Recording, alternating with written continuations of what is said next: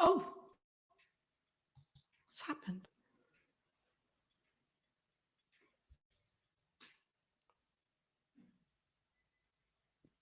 Good morning and welcome to the Cosmic Prayer. Well, there's a little bit of technical wizardry going on around here at the moment.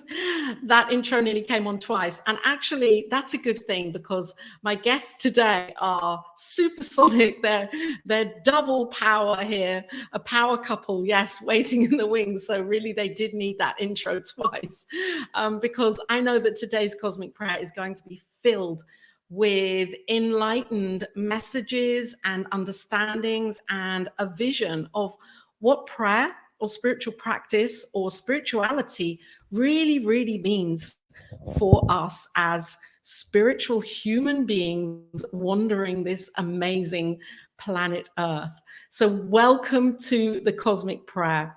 My name is Laura Topper and we're here with New Thought Media Network, as we are every week, where I invite on inspirational, empowered guests to share their idea of what prayer really means and why do we even really need prayer? I mean, is it really useful? And these are the questions I like to delve into, because as we question more, we get to the truth within our own heart, and our own understanding is so vital.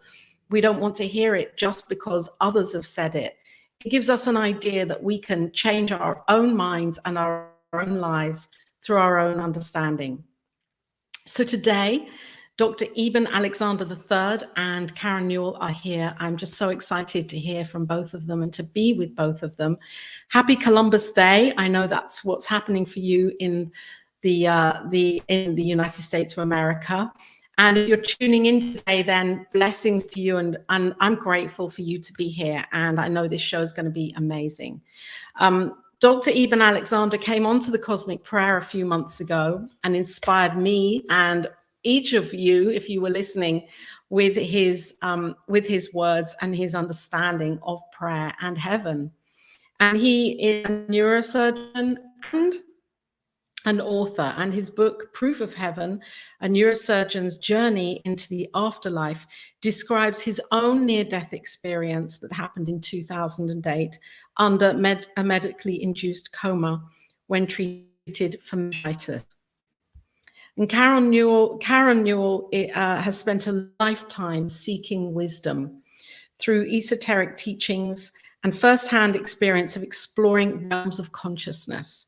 Karen empowers others by demonstrating how to connect to her inner guidance. That's what we are needing to do to achieve inspiration, improve wellness, and develop intuition. Karen is the co-founder of Sacred Acoustics and co-author with Dr. Eben Alexander of their book, Living in a Mindful Universe. This is going to be exciting. I'm bringing on Dr. Eben and Karen. Welcome to the Cosmic Prayer. Thank you for being here today. Well, Laura, thanks so much for having me back. And I'm especially glad to be here with my best half, Karen Newell. Yes, thank you so much. It's going to be a great talk. I'm excited that you're back, Dr. Eben, and with Karen this time, because I know that your work, although in different ways you bring your work to the world, I know that it complements the message that you have about heaven being here within us. And I just wanted to ask you, first of all, Dr. Eben, since we last met and you were here on the Cosmic Prayer, I know your message is very bold, you know, live it now, and because now is when it is happening. Is there anything you'd like to just share a little bit about prayer as we start here? And maybe in the last few months, has prayer or spiritual practice changed something for you again? Well, I would say that, my work as a scientist over the last 14 years, since my near-death experience, working with scientists around the world, like in the Galileo Commission, Medical and Scientific Network, and other groups like that, is all about refining the philosophical position of idealism, the notion that the mental layer of the universe is in charge of everything that emerges. This is a lesson from quantum physics, from neuroscience, philosophy of mind, parapsychology, all the evidence of non-local consciousness. And so to me, all that this work for 14 years has done is reveal the power and the concrete nature of that mental layer of the universe that really connects us all, connects us with the universe itself, and gives us tremendous power to influence our emerging reality. And certainly when it comes to our health, this should be obvious to everyone. One of the most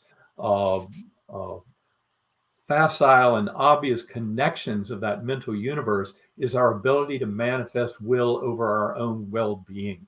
And that includes physical, mental, Yes. emotional health and healing, which ultimately must be spiritual in their nature. And when I use that word spiritual, as Karen and I often do, it really has two very simple ingredients. Spirituality implies a certain notion of connection, that we're all in this together and that our mental space overlaps, and also a sense of shared meaning and purpose. And I think all of these greatly expand on our notions of spirituality. Some people have used religion to get to spirituality, and as long as a religion is completely inclusive and all loving and all accepting and all nurturing, then yes, it qualifies. But in our current era, unfortunately, some religions have wandered far afield from the original message of the prophets, a message of oneness, connection, love, kindness, and compassion. And those religions are not worth it anymore. If they're exclusive and foment conflict and divisiveness, then they clearly no longer live the purpose of the original message of the prophets. And this is all in perfect alignment with the emerging science of consciousness, showing the power of prayer, which is obvious to near-death experience community because of the miraculous healing that often happens in an NDE due to this deep spiritual connection. So it really helps all of us to acknowledge this profound ability we have to kind of overlap and interact with the mind of the universe. Yes. Wow. What a great way to start this conversation. I love this because, Dr. Ernest Holmes, the founder of Science of Mind and Spirit, was waiting for the day where science and spirituality, or spirituality and science, walked hand in hand. And I think that's what we're witnessing and feeling right now more and more, that science is understanding that we are not limited in our abilities and that there is a limitless universe out there, i.e. God. We're not limited to the definition of this logical brain that we have. There's something else happening out there. So thank you so much for starting it like this, because I think for me, Karen, I just wanted to bring this into your work and the realm of sound. And because for me, sound is limitless. There is no beginning and no end to it. The vibration of a sound, of a note, doesn't end. And so how can that help? How do you believe that helps or assists with the healing process? Well, sound is made of vibration, and we're also made of vibration, right? We're not just a physical thing. It's like a wave, not just a particle that's constantly going on. And so it's no wonder that when we can tune into sound, that they'll have a certain interaction. Now, the sacred acoustic sound is unique in that it is really delivering sounds that are designed to entrain the brain to calmer states of awareness. And so the brain, when you do an EEG, it puts out an electric signal, and the different electric signals are associated with different states of awareness. So when we're asleep, that electric signal is 0 to 4 hertz. When we're in the theta state, which is associated with meditation, with prayer, with creativity, that's 4 to 7 hertz. And then up from there is alpha, 7 to 12 hertz, and then 12 to 30 hertz is beta. That's the state we're in right now when we're walking and talking. That's the state that we want to reduce our mind processing. And so the sound comes in very interestingly. We can't hear below 20 hertz. And yet the signals being put out of the brain that are associated with relaxed states are below 20 hertz. And so it's the binaural beats where we put one sound in one ear, a slightly different sound in the other ear, that creates this wavering sound, this wah, wah, wah, wah, wah sound that really serves to entrain the brain to these lower states of awareness. And so we use frequencies we can hear to create these binaural beats that we would not otherwise be able to hear. And what we find is that what I found personally is these types of sounds really help to quiet my mind. So when I first tried to meditate, or even you could say pray, my mind would just go on in racing thoughts that I didn't really want to be having in that moment. And yet that's what our brains really are designed to do. And so listening to these types of sounds, first it was like tuning forks or brass bowls, crystal bowls, anything that makes that wah, wah, wah sound will naturally quiet the mind. And this was my key to get that ego mind out of the way, those racing thoughts, those negative voices telling me I'm not good enough, whatever it was going through my mind, I could quiet that. And over time, this sound really helped me to quiet those incessant thoughts so that I could really tune in with that essence, that soul essence that all of us are made of, that we can tune into when we quiet those racing thoughts. And so that's where the sound really played a role. Interestingly, Eben's experience when he was in his coma journey, going through the 3 different realms, it was all driven by sound. So he really refers to sound as the engine that really allows us to traverse in the spiritual realm. And I think you also might want to explain how the sounds are affecting the lower brainstem. I think that is important. And I also have to clarify something you said in the introduction that has somehow crept into the lay press version of my story. And that is the phrase medically induced coma. Because the real power and magic of my medical situation to the scientific community is that it was not a medically induced coma at all. It was a coma induced by a severe case of gram-negative bacterial meningoencephalitis affecting all lobes of my brain. And that becomes absolutely crucial in the scientific discussion of my experience. But that's an aside. But now getting back to our main point, yes, I became fascinated within 2 years of waking up from coma with the notion of going deep into my own consciousness. I read more than 150 books on science, consciousness, etc., trying to make sense of my experience, but I realized that only by going within could I really start to understand. And that's where I encountered this notion of binaural beats. They were originally defined in the mid-1800s, and workers in the 20th century realized that they could induce out-of-body and remote viewing capabilities. And it's all because these sounds intersect down in the lower brainstem. And that's where the real magic is. We cover all this in detail in our book, Living in a Mindful Universe, but the essence of binaural beat brainwave entrainment is their sounds that are processed in a completely different and much more primitive part of the brain than any other sounds you've ever listened to, like chants, anthems, or hymns that might have engendered of transcendental conscious state of awareness. Those are all processed up in recently evolved circuits in the last few million years in Homo sapiens in the acoustic cortex of the temporal lobe. Very different are the sacred acoustics tones and other binaural beat brainwave entrainment that are processed way down in the lower brainstem in circuits that arose more than 300 million years ago. That is part of the extreme power that these tones seem to have in our audience and people who use sacred acoustics in similar very powerful modes of binaural beat brainwave entrainment, is that impact on the lower brainstem that completely liberates conscious awareness away from the illusion of here, now, and sense of self. Wow. So what would you believe, if there is any difference between binaural beat sound, these sacred sounds, these vibrations and frequencies? Are there any difference between these and repeating mantra and sacred texts and words that are known to actually activate a spiritual awakening within us when we repeat them over and over again? Would you say that there's a difference there?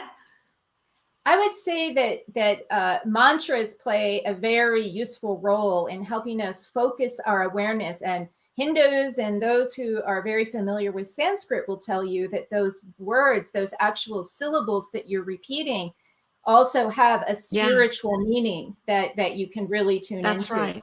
Yeah. And so we, generally speaking, absolutely encourage people to use that vocalization Om at the beginning of many of our recordings. And for us, it's less the actual syllable that's being repeated, than the actual act of creating a vibration with your own voice. And so when you can create that vibration in your own system, it really allows you to kind of integrate with those tones a little more actively, I would say.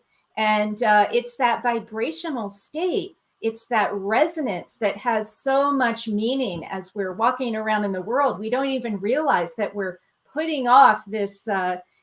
Actually, the heart math people would tell you it's an electromagnetic field in your heart that's actually expanding and contracting around you and actually influencing people. But really, it's that resonance of whatever vibrational state we're holding that seems to attract other external things to us, right? And so having the ability to maintain your vibration a certain way is incredibly empowering. And the sound helps us to get there. The sound helps us to, whether it's through a mantra, through binaural beats or other types of music, it helps us to put that sort of linguistic part of ourselves aside. So we can really get to more of that instead of thinking, instead of even feeling, we're just being, we're becoming that essence of who we are. And the sound helps us to get there, whether it's through a mantra or something else. I would say in many ways, the binaural beat brainwaves and that brainwave entrainment simply allows for that conscious awareness to acknowledge that there are more fundamental modes and states to it than our typical, ego mind, linguistic brain living in a body in this world, thinking that we're the self and that we are in a here and a now. Those are the parts of the illusion that you can start to dispel as you expand your sense of self. And you come to realize that in essence, Rene Descartes had it wrong when he said, I think, therefore I am. He should have said, I'm aware of my thoughts and therefore I am. And the thoughts are not who we are. The thoughts are not the magic.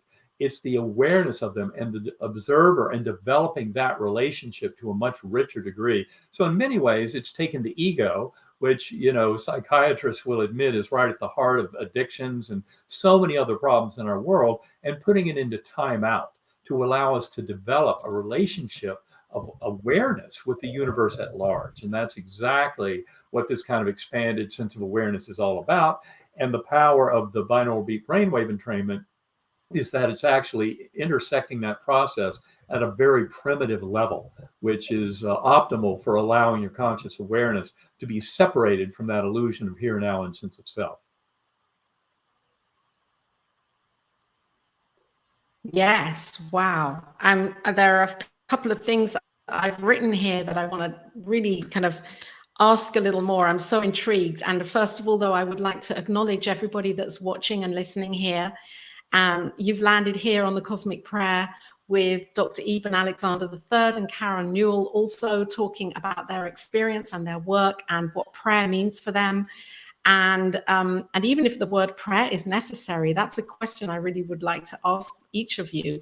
Before that, I just want to tune into this idea of direct experience, because I would say that that's my idea, that what you experienced, Dr. Eben, was a direct experience, a divine experience in the coma. Maybe you didn't call it that at the time, but coming out of that and reading and really obsessed with wanting to know what had happened. And Karen, I know that on your work, I was reading about you, and that you have really seek to understand this direct experience with the divine and experience that for yourself, as I have too in 2012, when I walked a labyrinth that completely changed my idea of who I am and life, and came away from that feeling as if I was just a new person being plopped into this earth realm.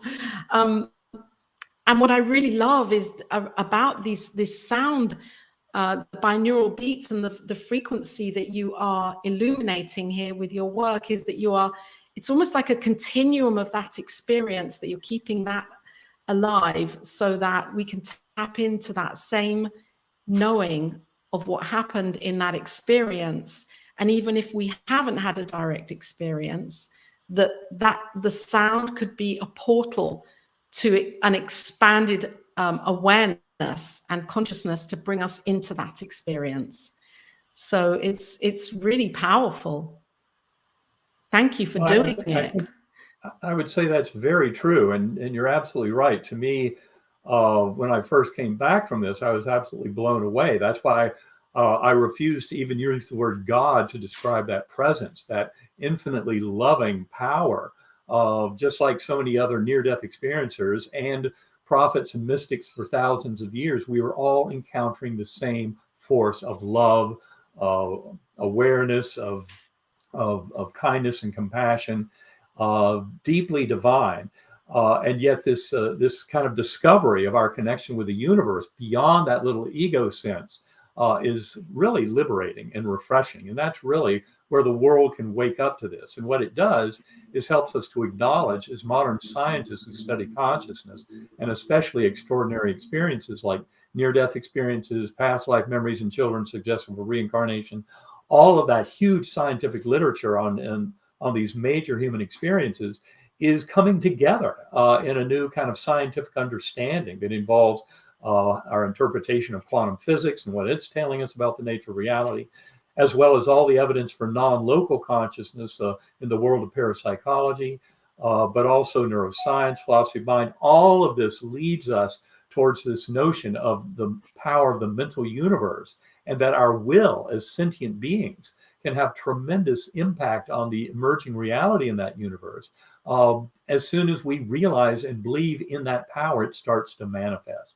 And that's where we can find such extraordinary healing, as I was able to find, and many others have found, through near death, through prayer. For me, centering prayer and deep meditation with sacred acoustics is all one and the same thing. And of course, as you pointed out, we've shared it with many other near-death experiencers. We've shared our workshops with near-death experiencers in large groups. And people find this a way to return to their experience. And even people who have not had an NDE, I think that's one of the most important things to state, is that through a lot of the work, that I would credit Karen with the brilliance behind this, but we've come to realize that many people who've never had an NDE can come away with this kind of sacred acoustics meditation with very powerful tools to connect them to the very same knowing and experience that NDEers have had to show the reality of this realm.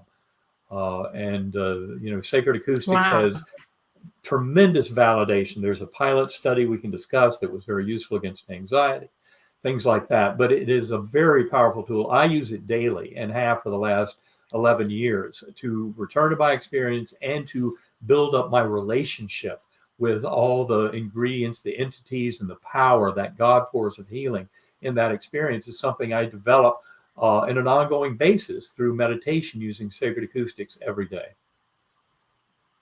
And just because you alluded to it, I'm going to tell you my experience of connecting to the divine without having to have a near-death experience. And it was through cultivation, regular practice. I did this all myself. If I can do it, anyone can do it. It didn't just happen to me as I lie there in bed. It was all due to my actions. And it started where I would really think of it more as meditation, not prayer, because when I was growing up as a Methodist Christian, prayer was about asking someone else to fix my problems. And that's how I understood it to mean. And as I got older, I realized that just asking someone else to fix your problems isn't necessarily what prayer can be. And I learned through the practice of meditation that coming into alignment with that soul essence, that eternal soul that is the true me, not the body, not my ego thoughts, but that essence. Once I get in touch with that, that's a form of prayer because I feel that essence. And as I'm feeling it, I know that it's resonating to the world around me. And the way that it works is that whatever you're resonating, the universe will match. And so that to me is prayer, where we can actually embody a feeling that we would like to have as a result of something happening in the world, right? So that movie, The Secret, for example, it always bothered me because they were, trying to manifest a Cadillac. And for me, I thought that was not really the whole point of being spiritual. to be spiritual, the Cadillac, having the Cadillac may make me feel a certain way. And so how am I to know exactly what will really induce that feeling on an ongoing basis? So what I do is I actually generate a feeling of what I think I would feel after having something happen. We'll just use the Cadillac. What would be the feeling I would have if I had that Cadillac? Then I generate that feeling. I imagine what it would feel like.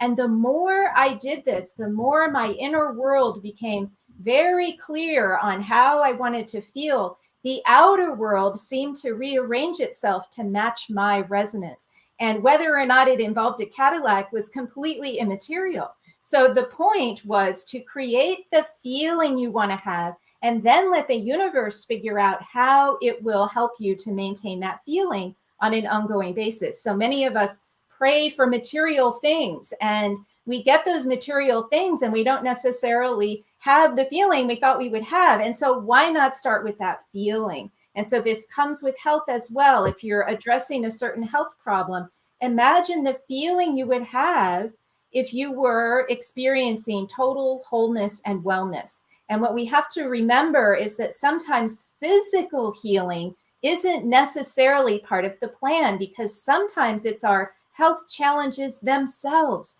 that seem to catalyze this higher spiritual awareness. So any path that gets us to feeling that connection to something greater, whatever that something greater may be, whether you call it God, source, or whatever that may be, that's your connection. That's your spirituality. And as Eben said, it's that feeling of connection to something greater, and also a sense of meaning to your daily life, and an overriding purpose for why you're even here. If you can tap into those three aspects, that's when your prayers will automatically be answered. That is how I look at it.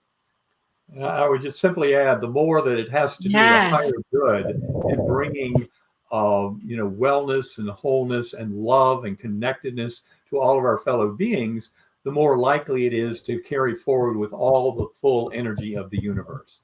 So in other words, a little egotistical want for a Cadillac is going to be a very minimal request in this world that's nowhere near as likely to be kind of satisfied as bringing on world peace and health and healing to others, and looking out for the higher good. Because essentially what we find in looking at NDEs and the modern science of consciousness is that we're truly all in this together. The golden rule, treat others as you would like to be treated, is written into the fabric of the universe through the life reviews that have been described in near-death experiences going back thousands of years across all continents and belief systems. So this is really about awakening to a much higher aspect of self, far above and beyond the little ego mind, but one that is invested in the best outcome for all of Earth and our fellow inhabitants on this planet, and really taking proper stewardship to take care of this planet much better than human beings have done to date.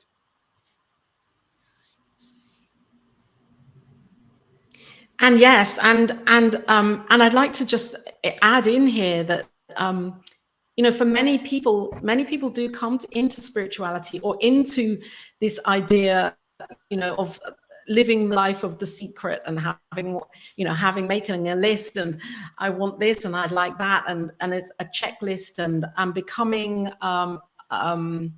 metaphysical alchemists, and then realizing that there's more to it than having these objects or stuff in our lives, and realizing then, well, if I can do this by creating a life with things around me that I want, then I can do this for my own connection. I can become that mystic. I can activate my inner mystic. And that's where I believe there's the shift, when if more and more people can get to that place. But I think also there is a place for metaphysics, because that's like a good starting point for some people to come in and find it and discover it by realizing that they are the power themselves, and that we can create our lives really beautifully, and we can create this completely amazing connection with the divine, we can have this connection. It's here and now. We don't need to seek anything for it. It's right here within us where we are. And I love this that you've just mentioned, wholeness, because I think this is what it's all about, getting to that place of knowing who we are and being whole, perfect, healed, and complete. That's our quest.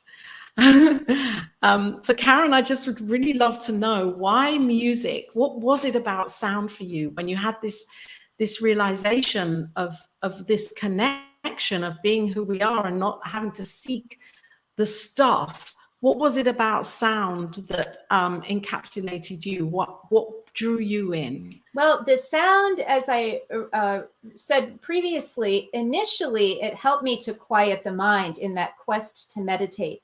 But it played another role, several roles. And another thing that this particular type of sound would do is that it would make me feel very emotional. And this bothered me at first. I thought, I don't want to be emotional right now. I need to focus on my meditation. And then I realized what I was doing was triggering emotions inside of myself that hadn't necessarily been processed. And so once I realized, oh, this is part of the process, I need to actually feel these emotions, then I can get past them. That opened up this whole other, closet of things that I hadn't necessarily dealt with throughout my life. And I think many of us are in that predicament where we haven't properly processed emotions. And so we put them away and we think that they're gone. And so the sound really helped me to become aware of emotional kind of stagnation that I had in my own system. And so I was able to release a lot of this emotional stuff that I had. And behind that is where I found this essence, this beautiful essence of me, this essence that lies inside each and every one of us.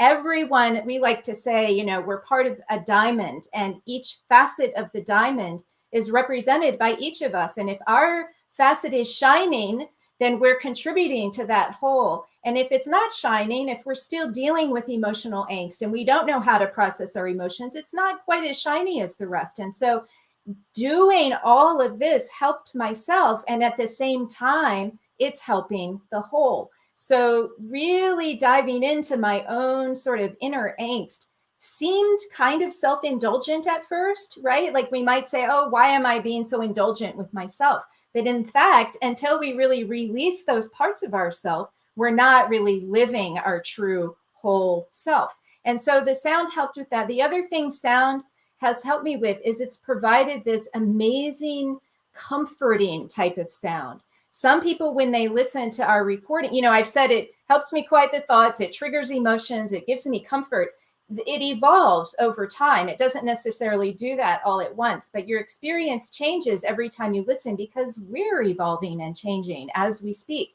And at any rate, the sound, it can really just give you this comforting feeling of being connected to the universe. It's almost like the heartbeat of the universe because it has this rhythmic kind of pulsation. It can make you feel very, very connected. In fact, we have acupuncturists who work with children, teenagers who have attempted suicide but have failed. And so they're still with us, fortunately. Their failure means they're still here.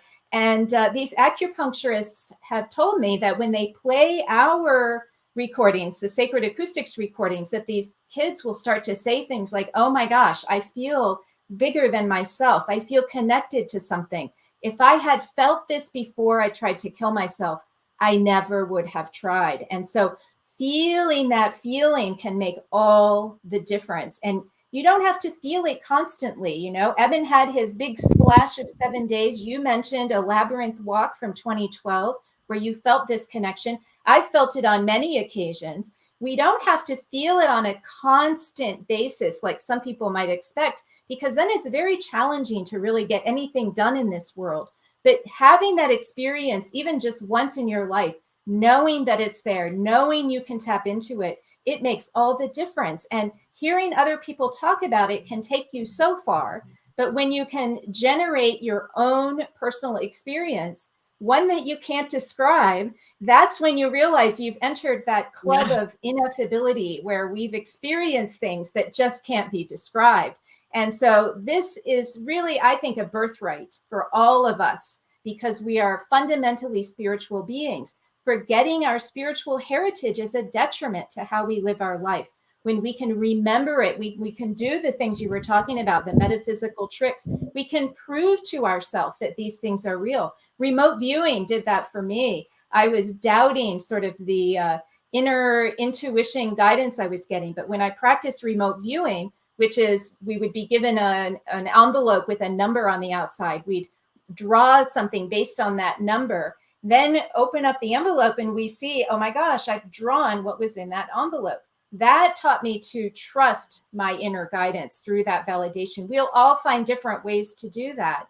But the sound helped me get into the states where I could be a successful remote viewer as well. We've had mediums tell us that they listen to the sounds to get into a state where they can really open up and make those connections. And then others just listen to really just get a better night's sleep, right? They just have insomnia and they want to sleep better. So the recordings can do so many things for so many people. And it really, we're just all so unique. And whatever our goals are, we can use the sound to address them in different ways.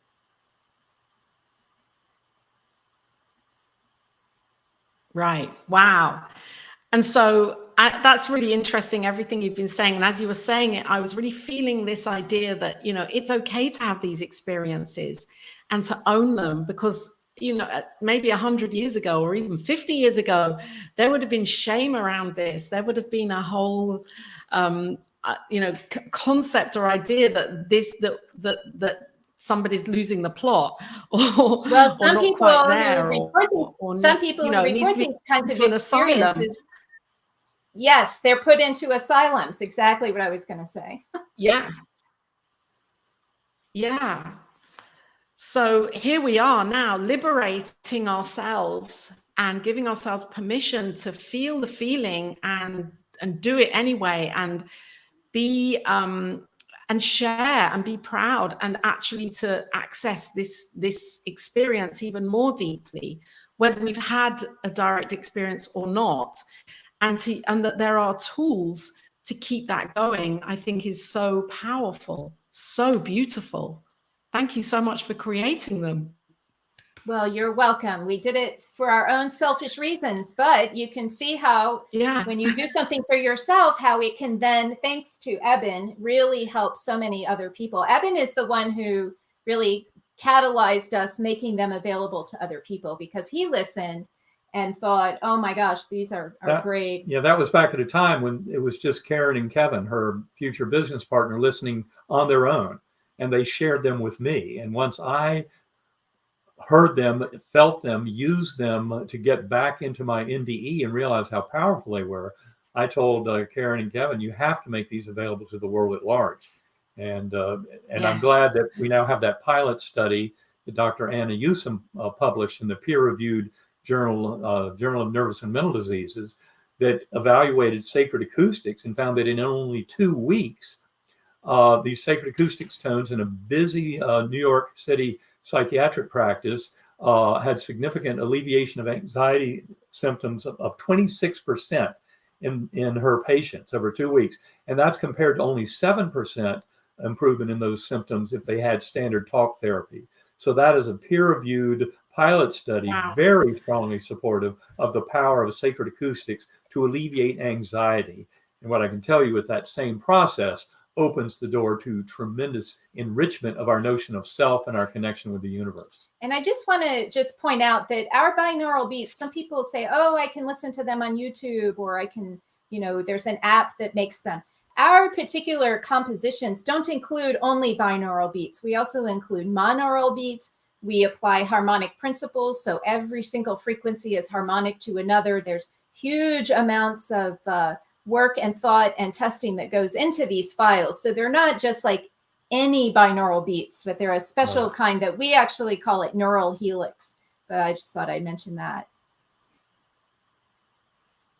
Thank you. That's really good to say that, because there are a lot on, you know, there is a lot out there, and there are many different things that we can tune into. So I know that yours have been researched and carefully developed, and so it's powerful to say that, because people can go straight to your website and find them here on sacredacoustics.com. And you also have a Facebook page, I know, that people can tune into, yes, and like your Facebook page. I'm getting that up. If people want to try, you just go to sacredacoustics.com, look for the free download, and you can put in your email. We'll send you a link right away to our free Om recording. And then also look for the Whole Mind Bundle. Those are the recordings used in that pilot study. And when that pilot study came out, it was right when COVID started, right when the COVID shutdown started. And so I made those recordings because so many people were in an anxious state. I made those recordings available at a deeply discounted price and a free option for anyone in financial straits, dire straits. You can just pick the free option and download those files right away, because as anyone takes time to reduce their anxiety, to find their connection to their soul, you're helping all of us. And so you have my gratitude for taking the time to do that. And that's why I made them available. And this feels like these are a prayer to be in that place of being connected to this vibration, to the frequency where no words are needed. Just actually releasing the idea that the logical part, the thinking part of our brain, and even the creative part of our brain is even needed, that we can be in that space to allow the frequency to uplift and to reveal us to our sacred divinity, to allow us to connect with that. That's such a healing prayer. And I would simply add that I believe that a lot of our creative processes as human beings taps into that higher soul, primordial mind aspect of the universe.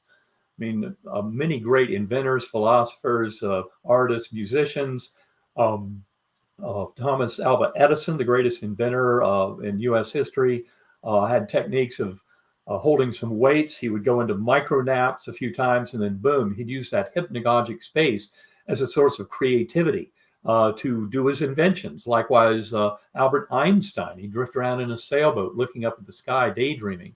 But what he was learning to do was use that hypnagogic space as a source of creative insight, kind of aha moments that don't just follow the breadcrumbs of logic and rational thought, but seek these flashes of insight from the universe.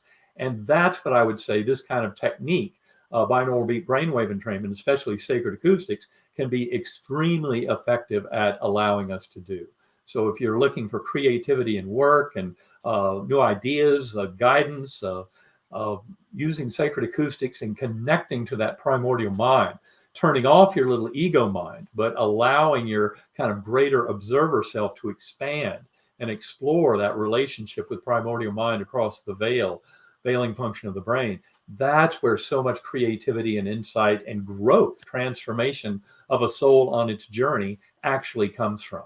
And that's why going within meditation is an absolutely essential ingredient to anyone who claims that they want to have spiritual growth and kind of have their soul undergo the transformation that they came here to go through.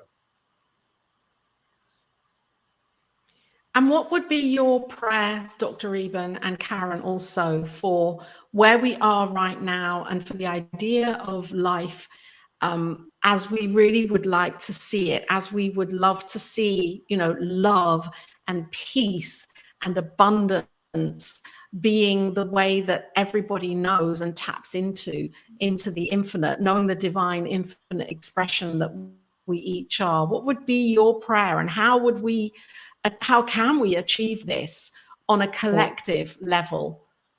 I go through a version of that prayer every few days and have been doing that for years. It's a prayer that basically sees the highest good as a possibility for all of humanity, sees enlightenment and our connection to a kind of higher soul and to that sense of interconnection that is absolutely made real through near-death experiences, the life review. Interesting thing about life review is you don't experience it from your own perspective, but from the emotional perspective of those around you who were affected by your actions and even your thoughts. So your life review is a perfect example of how the boundaries of self are really part of a fiction.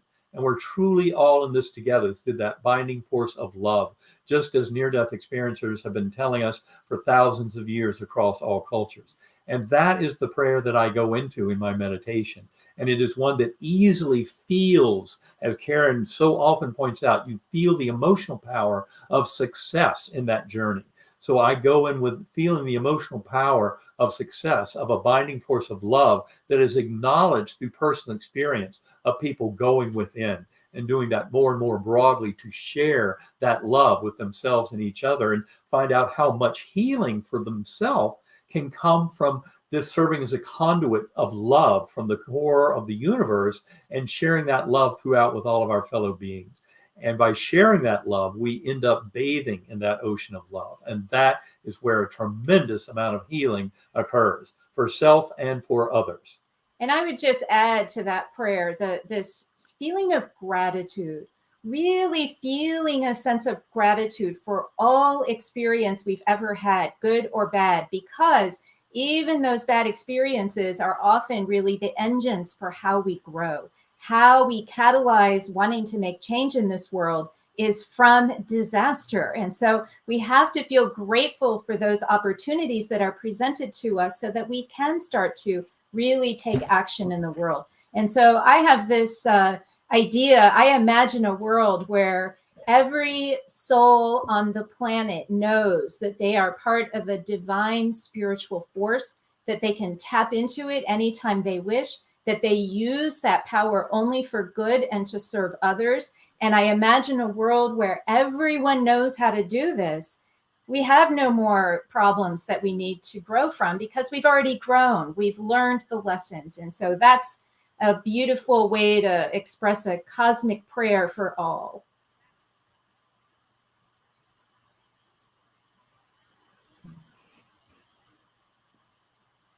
Wow, that truly is a beautiful way to express a cosmic prayer for all. Because really what you've just both done is created what I would call a spiritual mind treatment, which is in Science of Mind or religious science, Ernest Holmes unfolded this idea of spiritual mind treatment, where we initially know it's a 5-stage process where we initially know, that the divine is all that is and there's nothing outside of it. And then the second stage is, well, if there's nothing outside of it, then I am it. And then we realize this amazingness of what is truly here beyond the ego mind, beyond the limitation of what we're seeing, that there is, this limitless, infinite potential. And then we're grateful and we let it be. And because we know it's already happened in the mind of the divine.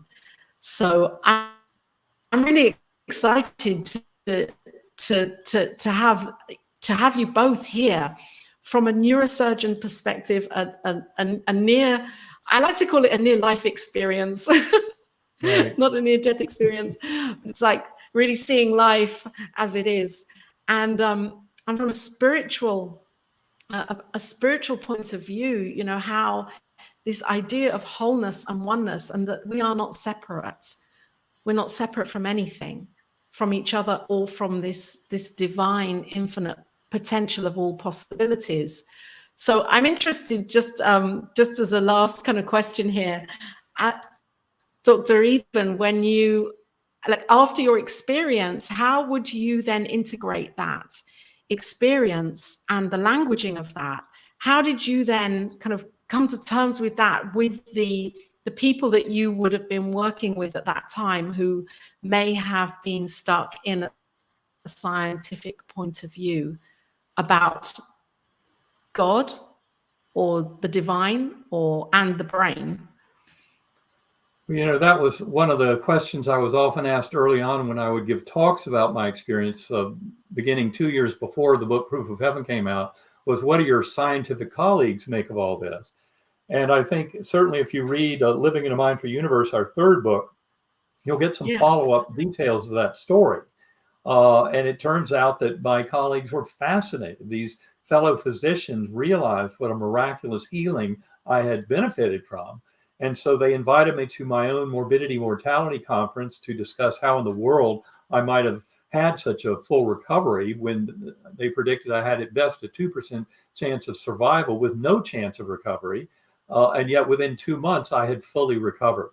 And then, of course, there was also a medical society county dinner where more than 100 physicians who worked in the hospital where I'd been treated assembled for a dinner to hear me talk about the whole experience. They wanted to know, how in the world did this miraculous recovery happen?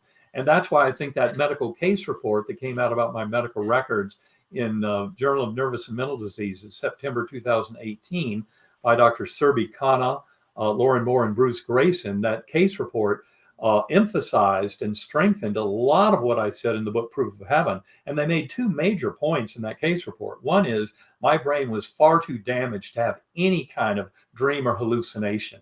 That's why your statement early on that it was medically induced coma was misleading. It was not medically induced at all. It was induced by this horrific meningitis that should not have allowed for any such recovery. And then also, in addition to that miracle of having an experience, is the extraordinary miracle of my full recovery. That part defies medical literature. It's unprecedented in the medical literature. And that was one of the major points that those doctors made in writing the case report, because they were challenged by the peer reviewers. How do you explain this case? No one ever has a full recovery after being this sick from bacterial meningoencephalitis. And the doctors who wrote the case report, who were not involved in my care but were fascinated by my recovery, said it's because he had a near-death experience that he benefited from this recovery. That's why they were reporting. Spiritual experience. Right. Well, they would be a little hesitant to use the word spiritual, but there was something about the NDE you didn't that to just them come near meant I had this full recovery. I'm just making clear that it wasn't just because he came near death, but because you had that journey. That, they didn't want to use the words, but that's what they were trying to say. Yeah, but that there was an explanation for it. And that was that I had this full-blown spiritual journey that participated in my healing. And that's because they knew of other NDE cases like Anita Morjani, who healed her advanced lymphoma, or Dr. Mary C. Neal, who healed from an over 30-minute warm water drowning. And this was all due to deep spiritual experiences, which showed them about their connection with the universe and their power to heal, to bring wholeness and healing into their own lives. And so they could come back from those extraordinary medical challenges knowing that they would recover. Now, I didn't have a sense of knowing I would recover by coming back, but I came back for love. And that was all explained in the book Proof of Heaven, especially the 6 phases I saw at the very end. And the last of those was that 10-year-old boy. I didn't recognize him at the time, but it was my son, Bond. And it was for my love for him that basically forced me to come back to this world at the end stages of my journey. That's so powerful. That is so powerful. Love wins every time, even when we're in experiencing different planes, different altered states, different levels of awareness of consciousness. Love is here. And as you're saying all this, I'm just feeling so blessed and so grateful that you were or are a neurosurgeon, and that your experience had just crashed into that field of neuroscience and allowed others to wake up to see the truth of what is possible. And my mind goes back to maybe, a couple of 100 years ago or 150 years ago. I wasn't alive then, but Dr. Phineas Quimby, who, he healed many people through his work as a spiritual healer. And I think when he passed, they went into his house and opened the cupboards and just found crutches and wheelchairs of people that had had these spontaneous healings there and then. Wow. Beautiful. And science has turned away from the knowing of this and even wanting to acknowledge that this is possible. Yeah. So it's like, it's incredible that there's no such thing as coincidence, is there? That you would have this experience, this spiritual experience, and be able to shake up the world that you were in, to let them see that the truth of who you are and who we are. It's really powerful. And I know that your books are on your website. Really powerful. Your books are on your website, ebenalexander.com. For those that are watching now, thank you so much for being here and for being so present with Dr. Eben Alexander and Karen Newell, and for hearing their stories. I could talk with you for hours. You're going to have to come back on to the Cosmic Prayer, because you're both full of so much so much information and wisdom. And I know that you both have your individual journeys as well. And together as one, what you're creating is so powerful and beautiful for this world. Thank you so much for being here today. Well, thanks so much for having us on, Laura. It's been great talking with you. And yes, we'd love to do it again sometime. And thanks for all you do to get this message out there. Very important. Very important. Oh, well, you know what? I love it. I love people coming on to the Cosmic Prayer, and individuals like you, inspirational and empowered individuals who have something really important to share with the world. And do you have a last few sentences each of something that you'd like to share as a message or as a prayer right now for those that are watching or that will be in the future, just before we sign off here? Well, I would just encourage all of your listeners to get in touch with the love deep within, the love that you are, to become the love that you are. And I would simply add that this revolution in human understanding and awakening involves all souls. So everyone, it is time to get involved. This is really there for all of us in terms of finding internal peace and validation for our relationship with the universe. Going within is the key. But then, of course, it's how we live our lives. So it's much more important in the lesson of NDEs than just what happens when I die, is how do I live today? Every breath I take, every decision I make, every choice about how I deal with myself and others, focusing on love, compassion, kindness, when necessary, forgiveness, and of course, gratitude, as Karen pointed out. And these are the keys to going within and finding this incredible wholeness within that leads to wholeness in the universe at large.